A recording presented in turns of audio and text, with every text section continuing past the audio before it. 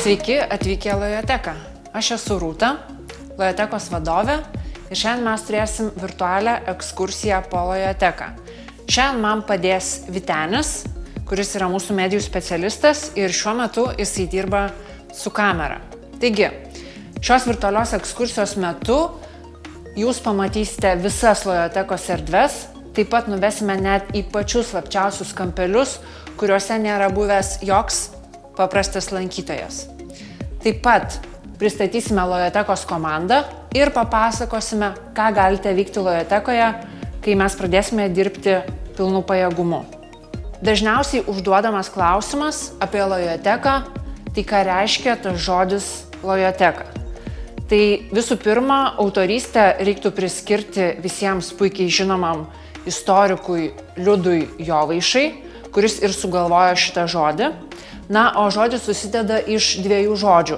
Kaip žinote, jėzuitų draugijos įkūrėjas yra Ignacas Lojola. Taigi turime jo pavardės pirmąją dalį ir antrasis žodis yra graikiškas žodis teke, reiškiantis talpyklą ir saugyklą.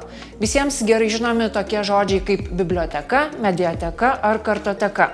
Taigi sujungiame šiuos du žodžius ir turime žodį Lojoteka, kuris puikiai atspindi ir jėzuitišką kilmę, ir mūsų vietos funkcionalumą. Visgi, jeigu jūs ateinate į Lojoteką ir norite daugiau sužinoti, ką reiškia ši vieta ir kuo ji užsiema, visą laiką galite ateiti prie mūsų logotipo.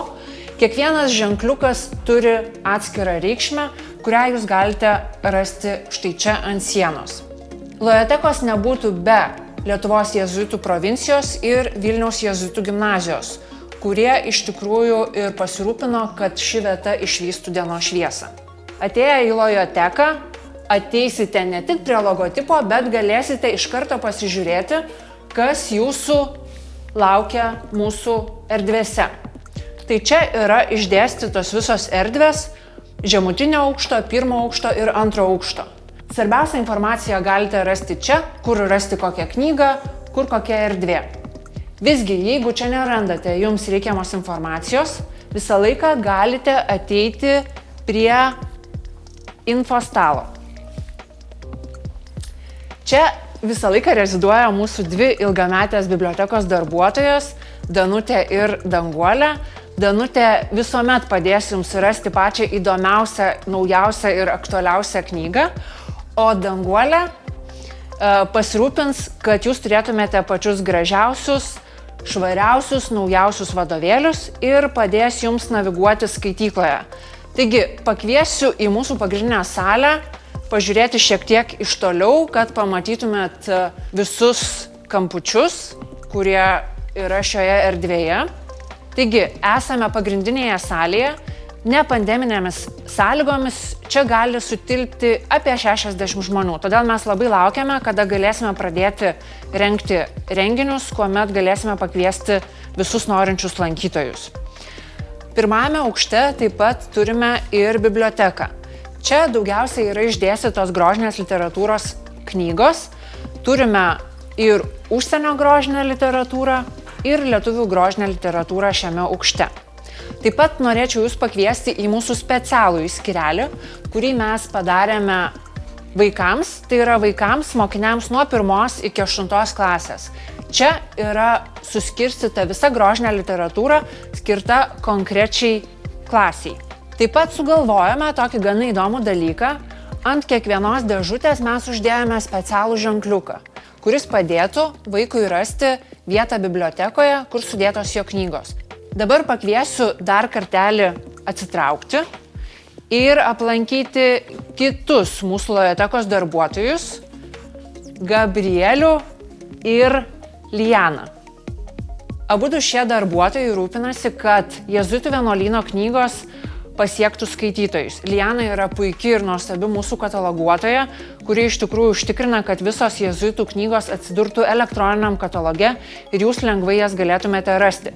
O Gabrielius yra mūsų jėzuitų vienuolyno fondų kuratorius, kuris rūpinasi, kad visos įdomiausios ir aktualiausios jėzuitų sukauptos knygos pasiektų mūsų skaitytojus.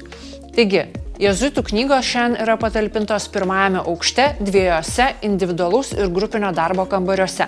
Norėčiau jūs pakviesti į pirmąjį filosofijos ir psichologijos darbo kambarį. Šioje erdvėje gali dirbti daugiausia 4 žmonės. Kai tik tai atsidarysime, šią erdvę jūs tikrai galėsite rezervuoti savo individualiam arba grupiniam darbui. Esant reikalui, visą laiką galėsite rasti filosofijos temai skirtas knygas, psichologijos temai skirtas knygas, logikai ir etikai. Toliau pakviesiu į kitą mūsų individualaus darbo kambarį, kuriame saugomos pagrindinės ir pačios aktualiausios religijos ir teologijos tema atrinktos knygos.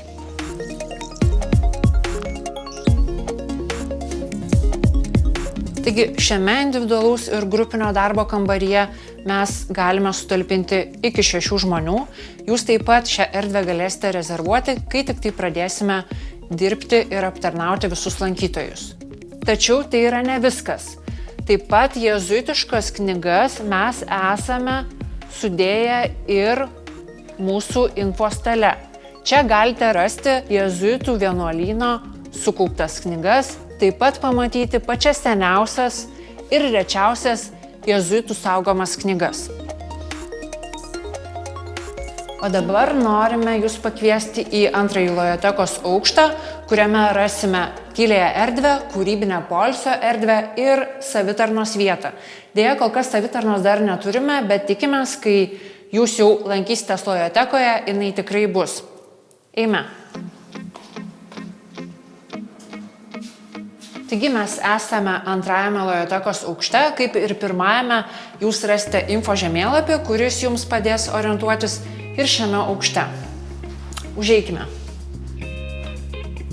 Antrasis aukštas yra skirtas tiek mokymuisi, tiek kūrybiniam poilsiui. Būtent šią erdvę mes vadiname kūrybinio poilsio vieta. Čia galite įsitaisyti ant šių tikrai patogių baldų arba atsigulti ant tinklų. Visą laiką galite pasimti ir įkvėpimo ieškoti kokiame nors įdomiame meno albume.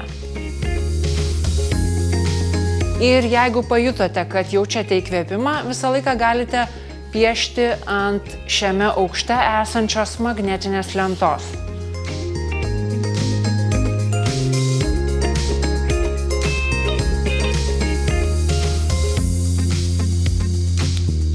Ir dabar norime jūs pakviesti į dar vieną dažnai aplenkiamą mūsų erdvę.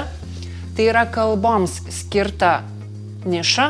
Jeigu skaitote kokią nors užsienio kalbą, vokiečių, anglų ar netgi italų, galite ateiti čia ir rasti mėgiamą knygą. Toliau pakviesiu jūs ateiti į tyliąją erdvę, kur mokiniai paprastai dirba tyliai ir susikaupę, dalyvauja nuotolinėse pamokose ir įvairiuose nuotoliniuose užsiėmimuose. Taip pat šioje erdvėje turime ir individualaus darbo vietas, kuriuose visuomet galėsite dirbti netrukdomi. Šiame aukšte taip pat galite rasti visą dalykinę literatūrą, nuo matematikos iki istorijos. O jeigu jums iškyla klausimų apie įvairias veiklas ir ką jūs galite veikti Lojotekoje, visą laiką galite kreiptis ir į mane, nes aš Lojotekoje dirbu štai čia. O dabar aš norėčiau jūs pakviesti į žemutinį Lojotekos aukštą, kuriame pamatysite ir slaptąsias Lojotekos kerteles. Esame Lojotekos rūsyje, kuriame yra įsikūręs audiovizualinių medijų centras, apie kurį mums šiek tiek papasakos Vytenis. Bet prieš tai aš norėčiau jūs pakviesti į grupinio darbo erdves.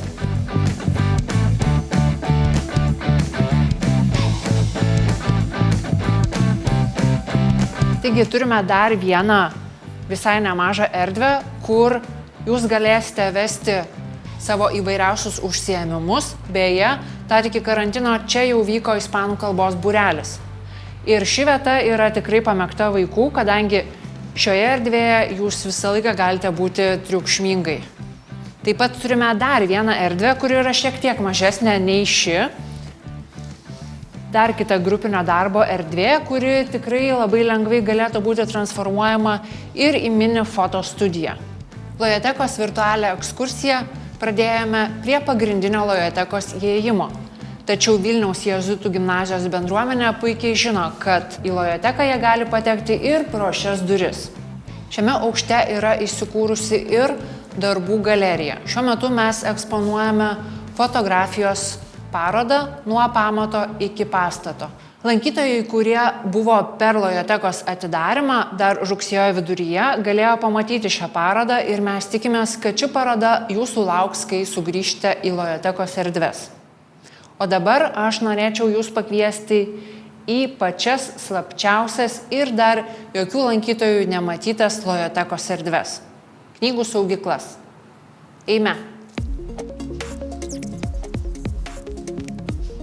Taigi esame prie įėjimo į saugyklas. Iš viso Lojoteka turi 3 saugyklas, kuriuose bus talpinama virš 50 000 jėzuitų vienuolyno knygų. Esame pirmojoje Lojotekos saugykloje, kur bus saugomi visi gimnazijos vadovėliai. Toliau noriu pakviesti jūs į antrąją saugyklą.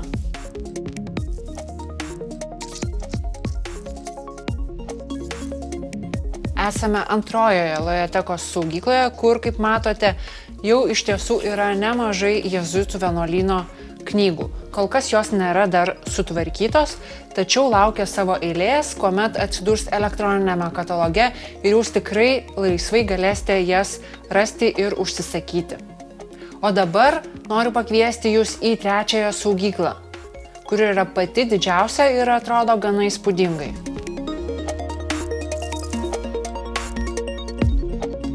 Esame trečiojoje Lojotekos saugykloje. Ši saugykla yra įsikūrusi Švento Kazimiero bažnyčios rūsiuose. Ir kartais mes galime girdėti mišias, kurios vyksta už šios sienos koplyčioje. O dešinėje mes turime pačią didžiausią Lojotekos saugyklą. Deja, turiu perspėti, kad kol kas knygos šioje saugykloje dar nėra apgyvendintos. Kaip matote, ši saugykla iš tikrųjų yra pati didžiausia. Matome senuosius gražiuosius skliautus ir tikėtina, kad šioje saugykloje turėtų sutilpti visos jėzuitų vienuolyno knygos. Dabar norėčiau jūs pakviesti į audiovizualinių medijų centrą, kuriame jums ekskursiją toliau ves mūsų medijų specialistas Vytenis Gadliauskas. Sveiki! Aš esu Vytenis Gadliauskas, audiovizualinių medijų specialistas. Ir šiandien jums aprodysiu garso įrašų studiją, video foto studiją ir kino salę. Paskui mane.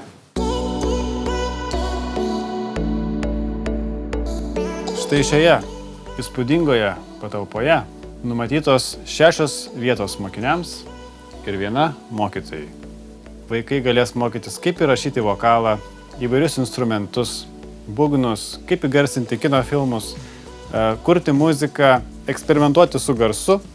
Čia kaip ir vienas iš tų pavyzdžių, ką mes turime, analoginis garso sintezatorius.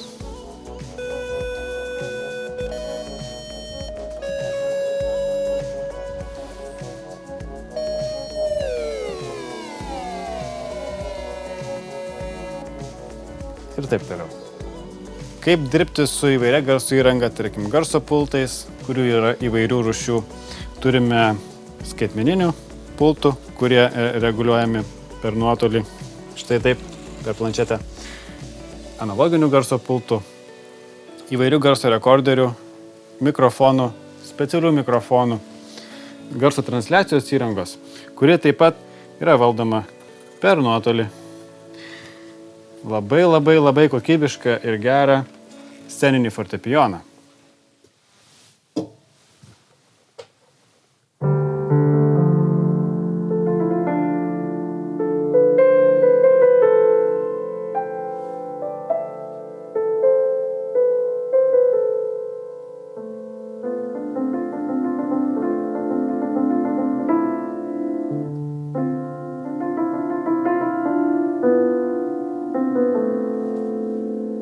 Liūdnai, bet labai gražiai.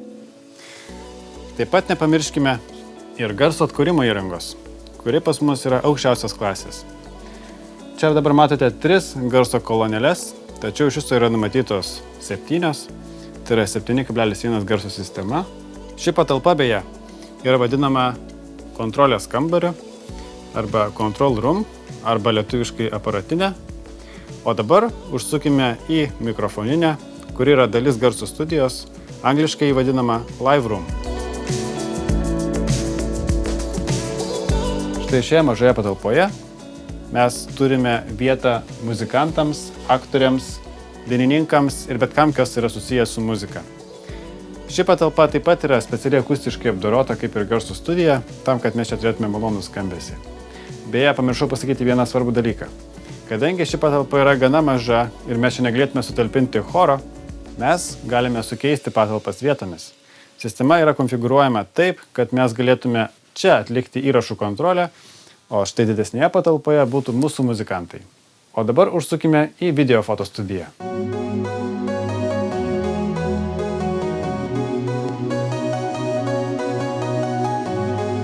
Štai ši patalpa yra kiekvieno fotografo ir videografo svajonė. Mes turime labai kokybišką fotoaparatą su skirtinga optika visiems gyvenimo atvejams, 3 skirtingas televizijos standartus atitinkančias vaizdo kameras, transliacijų įrangą, įvairų apšvietimą, kuris reguliuojasi nuo sienos ir yra programuojamas, 3 skirtingus fonus, žalią, pilką, baltą ir dar nepamirškime juodą, kuris yra už nugaros.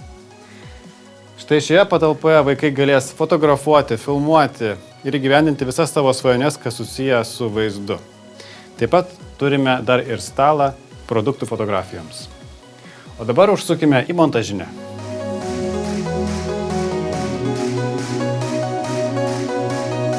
Štai šioje mažoje patalpoje bus labai daug galingos vaizdo apdorojimo įrangos. Turėsime 4 darbo vietas mokiniams, kurie galės dirbti su specialia programinė įranga, skirta apdoroti vaizdą, nuotraukas ir bet kokią kitą vaizdo turinį. Štai čia prieš mane galime pamatyti vieną iš tokių darbo vietų, kur turime vaizdo pultą, kuris yra jau sujungtas su kameromis vaizdo studijoje. Ir šiuo atveju mes iš čia jau dabar galime daryti transliacijas į internetą. Taip pat mes galime matyti specialią transliacijų įrangą, kuri puikiai veikia, nes galime atlikti įrašus, keisti poziciją, siųsti signalą bet kur, kur mums patinka. O dabar užsukime į kino salę.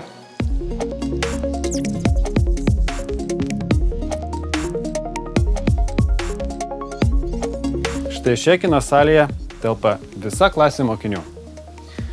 Specialiai akustiškai įrengtos sienos leis išgirsti menkiausius garso niuansus Dolby Surround formatu, o aukštos kokybės lazerinis vaizdo projektorius pamatyti medžiagą tikromis spalvomis.